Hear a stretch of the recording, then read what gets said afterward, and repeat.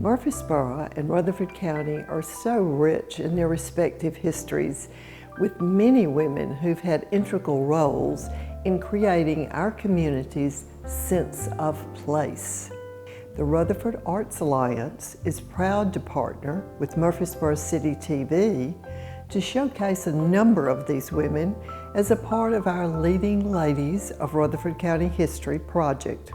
From murals to our community-involved play, A Party of 12 by Mary Donay Johnson, we're proud to honor these diverse women of our past who inspire us as we give them a voice in today's world.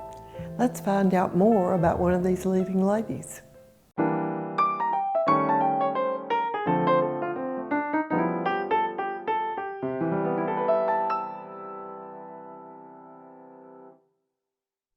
Mary Scales was a true leading lady. She was a driving force in education from elementary school to Middle Tennessee State University. She followed her husband, Robert T. 90 Scales, into politics, serving on the Murfreesboro City Council.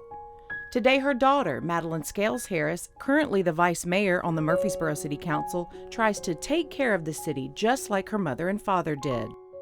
It's good to have you here at Bradley Academy Museum to talk about such a great person and such an icon here in Rutherford County. So I'm not going to ask a lot of questions because I know you know the story, being so close to her mom and walking in her footsteps. And I know you got shoulders of a big giant that you're walking in with your whole family, including your father as well. But we're going to concentrate on your mom today. And I've been knowing your family ever since I was little bitty. I don't know if you were one of the ones that used to come to my house when I lived out in the country out there on the Seagull Farm. I know your brothers with the pigs. Yeah, with the pigs. Your brothers used to come out there with the blacks and just run all over that place and everything. So I'm glad to have you here. And it seemed like you are part of the family. Now, my grandfather used to be friends with your grandfather, and your dad used to call us Pats for Patterson. So he always would refer to us as Pats. But anyway, I would just like for you to share some stories about your mom, where she came from, how she got here, and all the great things that she have done here in Rutherford County. My mother was my rock. In fact, when I was trying to find my clothes this morning, what to wear, and then I got a little teary-eyed and was crying because this jacket I have on is my mother's jacket, and it's the last piece of clothing that she wore before she died. In fact, she wore this to church, and 3 months later she died. But this was her outfit, so it's just, I feel like she's really hugging me now. Oh, yeah. I'm sure she My mother was born September the 24th, 1928 in Columbus, Georgia. Oh, okay. And she had a brother, George Carruthers. And her mother's name was Elizabeth Carruthers, and her father was Robert. So, and it's ironic how we've kept the Roberts going in the family. She married a Robert. Yes. They had a son, Robert, and then I had a son, and he's Robert. So, you know, I wanted to keep that Robert in the family. Mama went to elementary school, and as a little girl, my grandmother used to tell me that Mama always had a love for education. Okay. She said as a little girl, she was just amazed how Mama would be content at home just reading books while her friends were out playing and whatnot. And when they would come in, they stopped coming over to the house because Mama would have the living room set up like a classroom. So she would have the kitchen chairs and everything in the living room, and they had to sit, and she taught them every time they came. So she lost her friends that way, but she just was content, Mama said, at home just reading, and she was always asking questions.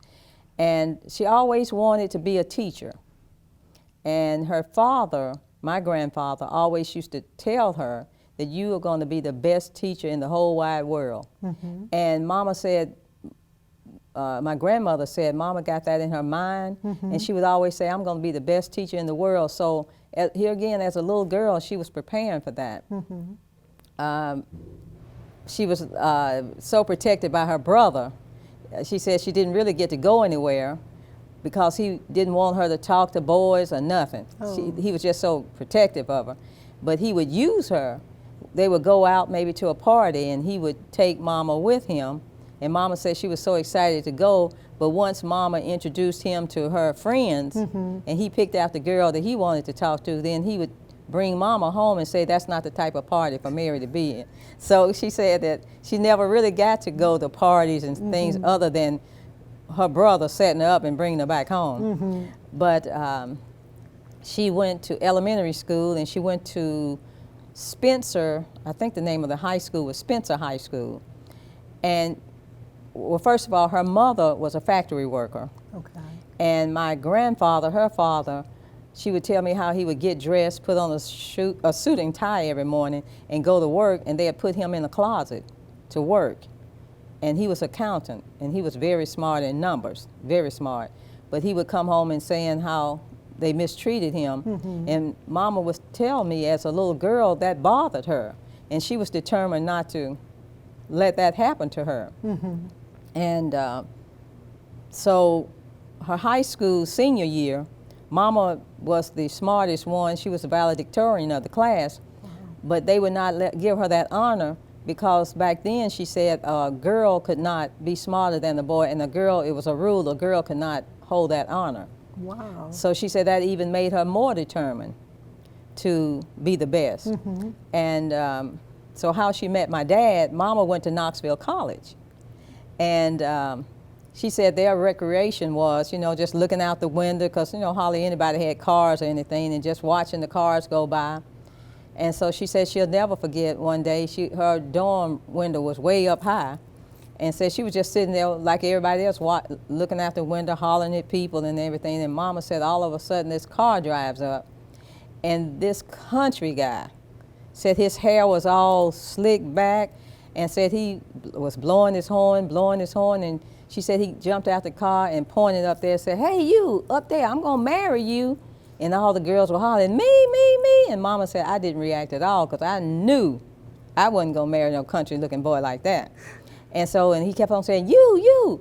And then he said, "Up there with the pink sweater." And Mama said, "Me?" He said, "Yeah, I'm gonna marry you." And Mama said, "Not on your life." So she said she turned around and told Aunt Wilma, said, "Wilma, come here and look at this country guy up here hollering, he's gonna marry me and he's never seen me." She said, "He's the most country looking man I've ever seen."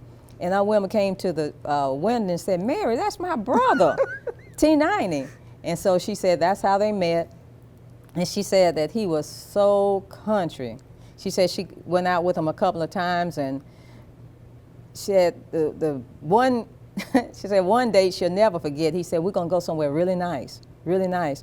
I want you to dress up, look nice." Her mama, grandmother bought her a dress, you know, and she got in the car, and he was so excited and stopped at this little rundown little house like. And it was like a gas station like little place, you know, and he went in, and Mama said, "Why is he stopping here?" And he came out with the most greasy paper bag you ever want to see. And he came in and put that bag right on her dress. Oh, no. And she said, "What are you doing?" And he reached over and took it was a pie, chest pie, took it out of the bag with his hand, dipped the pie out of the pan and broke it. He said, "Here, Mary, here, eat this. And Mama started screaming. She said, "What are you doing?" And her dress was all greasy, Goodness. but he was a big sweet eater. And she said, she called grandmother and said, "Mother, I have met the most country guy in the world." She said, "But it's something about him because when we talk, we have a lot in common, you know, our goals in life."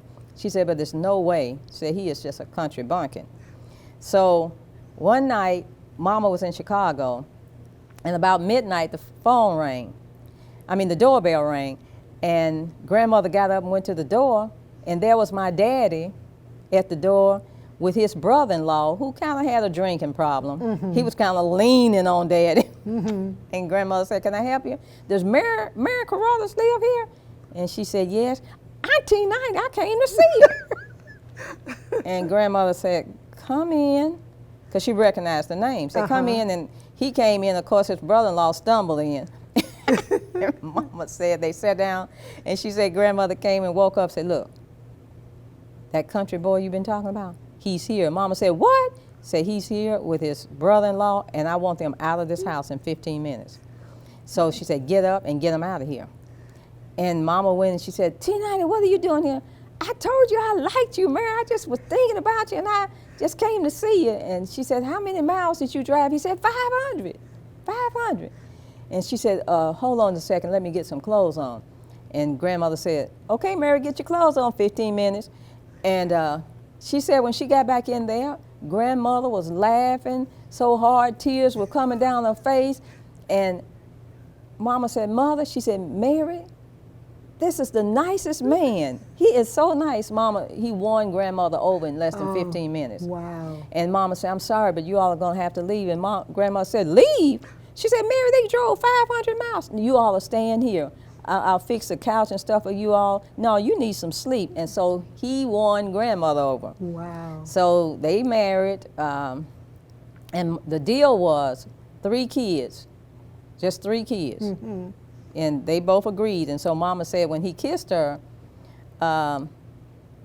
he said to her, 3 girls and 3 boys, and kissed her. And Mama said, huh? So anyway, they did have all of us, and I'm number 3 out of the group. I'm surrounded by boys. Okay. 2 brothers, me and another brother, then 2 years, and then 2 sisters. For Mary Scales, getting a better education wasn't easy, between juggling a growing family to having to travel to school outside of the city. In growing up, I remember she applied to MTSU for school, mm-hmm. and they denied her for the color of her skin. Mm-hmm. So she went to Tennessee State, caught the Greyhound bus every morning, going back and forth. And I remember getting up during the night, and Mama's always at that kitchen table studying, and then when we would get up in the morning, she would be gone because she had to catch the bus at 5:30. So that was for years, and I mean, just how hard she worked. Yeah. And it's so ironic how life is a circle. Then years later, MTSU contacted her to come out there and work at MTSU. Wow. And Mama said, wow, see, I couldn't be educated there, but I can work here. Mm-hmm. And but she went, and she was telling me how things were mm-hmm. at first. She said her first meeting she remembered going to, and of course she was the only black lady in there. Mm-hmm. She was black, and said this guy walked in, he said, how did you get here? She said, just walked in and came up to her, how did you get here? Mm-hmm. And Mama said, oh, in my car, would you like a ride? I mean, Mama just had that way of. So what year did she start at MTSU? Ooh. The reason why I asked, because I started in '66, and it was just very few people there. I was just wondering if she was there before then, or. 66, let's see, I was born in 52. I don't know if it was then. I would have been 14. I just don't know. Okay.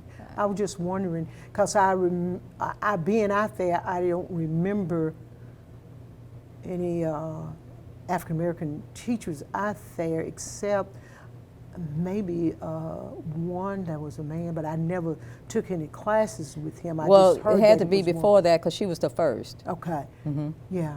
So she was probably there when I was there. Yeah. She was in education, what mm-hmm. part? Yeah. So she was probably. Yeah, she was an educator. I mean, with us, Mama doesn't let us. She doesn't like you to use the words "I don't care" or mm-hmm. "hate." Those two, you just don't use them. But she was a teacher when I was in elementary school, and man, she was a teacher. That math teacher. She would. You turn in your homework. If you hand it to her, if the paper is folded, she'd throw it away right there in the garbage. What's wrong with that? Oh, no, you don't get them in there folded homework. Right. Then you give her your paper, and if she sees an erasure, mark on it. What's this? Oh, no. She was just that petite, perfect, like that. Were you talking about her being at home when you all would do your work? Was she ever your teacher in the classroom? Short time. For a short time. I got out of her class. Was it Bradley? Is that the school that she taught at before going to MTSU? Did she teach anywhere else? She taught at Bellwood. Oh, okay. And Bradley. Okay. Yeah, but she was I don't care what grade I got, she would always take 5 points off. And she would, in class, you know, she would ask a question, or you don't understand something, I raised my hand, I said, Mama, 5 points, you know. And so I never could get Mama at home and Miss Scales in the classroom. Right. And she was so, I mean, she was so, I don't know if I want to say perfect, but wanted to be perfect. Her children, you know, you can do better than that. Mama, what's 100? That's perfect score. I want you to learn this because you're too young now, but I want you to always remember, for us, people of color, back then it was Negroes. 100, it's not 100. You always have to go at least 110, 120 to be even recognized. T90 and Mary Scales' compassion for their community was widely known. Mary Scales showed that compassion while teaching and sought to make sure each child had an equal opportunity to experience education, even when it came to being fed. In Bradley, you had different color tickets. And you know, over 90% of us had free lunch in Bradley. But certain tickets that were the free lunch kids and others, Mama didn't play that in her class. She'd go there and she said, I have 26 kids. And they said, Miss Scales, give us the number of free lunch. Mama said 26 kids, and that's who's gonna eat. And even field trips, the kids that couldn't afford to go, everybody in Miss Scales' class went on the field trip. So they were always given. While teaching academics was important, Scales Harris mentions her mother wanted her students to take home an even greater lesson beyond the books. People like my mother, yes, that academic was very important, but she taught life. You know, she taught life lessons and what she went through. And I saw how she carried herself. And you know, today, you know, just like you mentioned at the beginning of this talk, you said, you know, you on the shoulders of your parents. Well, I learned through the years, without my mother and my father, that I don't stand on their shoulders. I sit on their shoulders. Because when I found when I found myself standing on their shoulders, I wavered too much. I needed that security. So I learned to sit on their shoulders, where I could be stable and where I could try to remember things they told me. Like they would say things, and even today, I'm like, wow, you know. And I never forget when I was the Lord had me to run. 22 years later, nobody in our family on the council. And the Lord just touched me. And Villar Anderson kept worrying me to death. I would dodge him, you ought to run for city council. But anyway, I prayed about it and I said, Lord, just make it clear. He made it clear as water. So I went home and I told Mama, I said, Mama, I think I'm gonna run for city council. And she said, great. I was expecting, you know, well, you maybe need to wait. And I said, what do you mean, Mama? It's 3 people running, it's 3 positions, and they are all incumbents. That means I have to beat someone on the council. She said, you could do it. I said, how am I gonna do it? She said, run every day like you 200 votes behind, and you'll make it. So she made it, I made it through that first one, but getting ready to go in my second one, she told me one night, she said, you know what?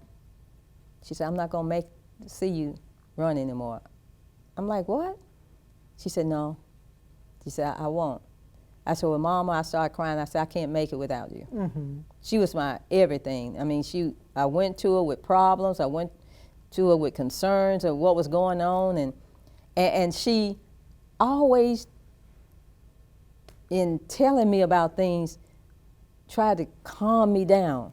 Because I was she said, you are more like your daddy than you are like me. Mama was kind of mild-tempered. And Daddy could go up pretty high. But she said, you can make it. I said, Mama, there's no way I can make it without you. She said, trust me, you'll feel my presence for the rest of your life. And I do. And when I first won on the council, I told them, I said, I would like to sit in the same chair my mother sat in, the same position on the council. And when I put my hand on that doorknob, That's the same knob my mother touched. And sometimes when I go in the council meeting, I'm really bogged down with a lot of issues. When I touch that door, sometimes it's like electricity shoots through my, you know, it's like, and it's like Mama say, okay, come on. And then sometimes I get kind of upset, and I can hear her voice like, calm down, calm down. Mary Scales carried herself with strength and dignity her entire life. She had endured so much, a struggle to get an education, the racism her husband and family faced during his initial run as a city council member, and the eventual passing of T90 and several of her children. Her biggest battle was yet to come after she was diagnosed with cancer. One day, my mother was walking down the hall, had a box in her hand, and her arm right here just broke. You know, just broke. And long story short, they rushed her to the hospital, were able to get her rings off.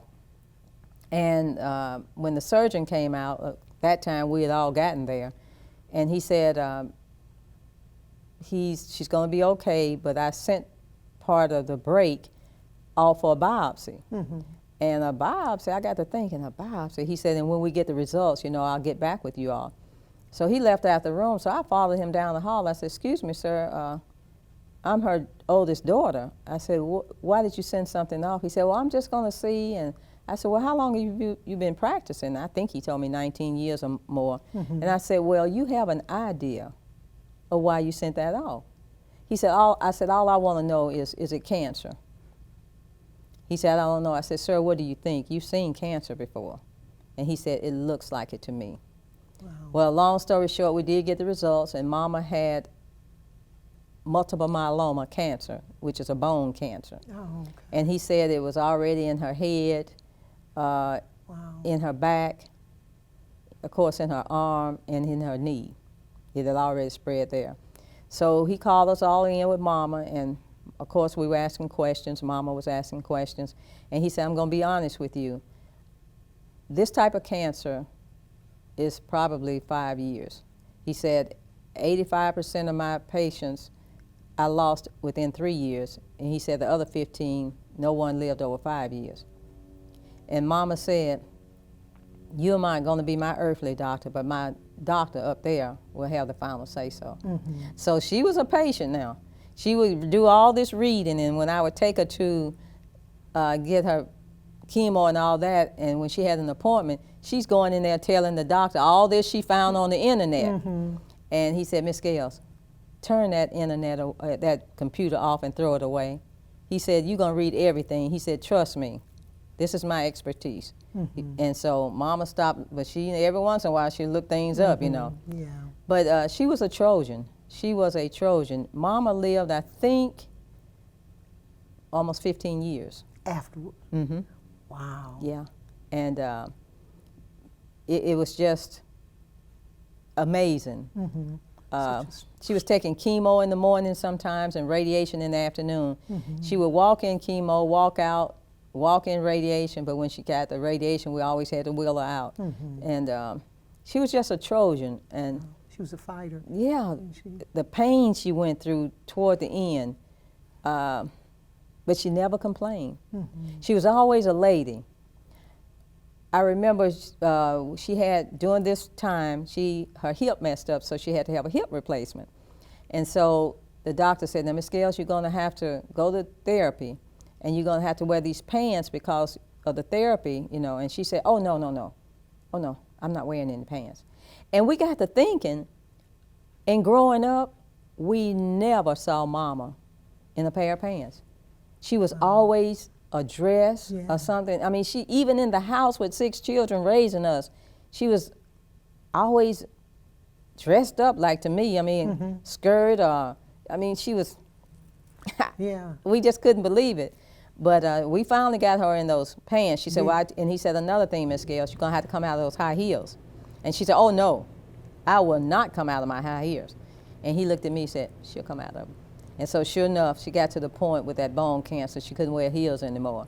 But she was just, she accepted so much, you know, when she stopped driving, Mama had this way about her that she knew things were going on, but she didn't want us to think. She knew she was at the point she couldn't drive. And so she hadn't driven. Bobby said, my oldest brother, he said, have y'all noticed Mama hasn't been in that car, I know, in months. And so Bobby just took the car and sold it. And then one day he told us, said, Mama, I sold your car. She said, okay. You know, that was her way of telling us, I know I can't drive anymore. Scales' devotion to education was richly rewarded. Being named to the Tennessee Teacher Hall of Fame was just one of her many accolades. What she considered perhaps her greatest honor was having a school named after her and her husband. One of the greatest honors I think my mother recognized was having Scales Elementary named after she. Oh yeah, and I go there every year. Yeah. And I keep saying I'm gonna do a picture. Well, I've done one. It's here in the building with your mom and dad on there, and I have it as icons of Rutherford County because they really and truly are. And I go there to doing Black History Month and career awareness at Scales, and I see their pictures hanging up there in the lobby, and I enjoy going there with Miss Johnson and everything. Daddy because never, the school, the environment itself. So he never got to enjoy. He never knew about it. But Mama stuck the first shovel in the ground, and she lived to see the opening, and she lived to see the first class to graduate. Oh, okay. And I never shall forget, we were coming back from the doctor, and she said, I said, Mama, it's a beautiful day. She said, can you take me to Scales? And I knew she was too weak to get out of the car. I said, sure. And we went, and she said, now, we pulled up in front, and of course they see her, and they coming out, you know, and she said, no. She said, I can't. She said, I'm too weak, I can't get out, and I don't want them to see me this week. And she said, I just came for you to just circle the school for me. And I said, okay, Mama. So we circled the school, and she said, this is this wing and this. I said, yeah. That's it, Mama, that's it. And then we were getting ready to exit out, and she said, can we go around it one more time? Wow. And I said, yeah. And me not thinking of what's going on. And we went around, and she said, very slow. She said, I want you to barely be moving to go around. And I did that, and I pulled up, and she said, now go in the front of the school. I did, and she said, now turn the car around, and then we're gonna exit out. And I said, okay. And as we went in the front, she said, now stop, and she just waved. And I'm still like, you know, not knowing what's going on, and she just waved, and she said, bye, babies. And she said, something she said like, I love you, and be a superstar. And then she said, I'm ready to go. And then when we got on the main street, St. Andrew, she said, go real slow. And then she just kept waving. And she was telling that school goodbye. And I didn't realize it. That's what she, and she died shortly after that.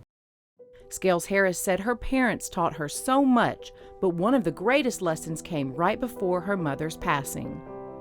I never shall forget, right before she died, she told me, she was barely talking, you know, to kind of a whisper like, and she said, open the drawer right there at the nightstand and hand me that paper. And I saw, she said it has a highlight on it, and I handed it to her, and it was the name of the poem was Don't Quit by last name Guess, I think Edgar Guess. And she had highlighted 3 lines on there, rest if you must, but don't you quit. And she had signed it. And she said, don't ever forget this. She said, I'm leaving here now, but don't forget this. Don't ever quit. Said, you are better than that. She said, it's gonna be rough. She said, it's gonna be real rough.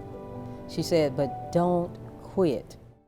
For more information about our project, Leading Ladies of Rutherford County History, visit our website, leadingladiesrutherford.com.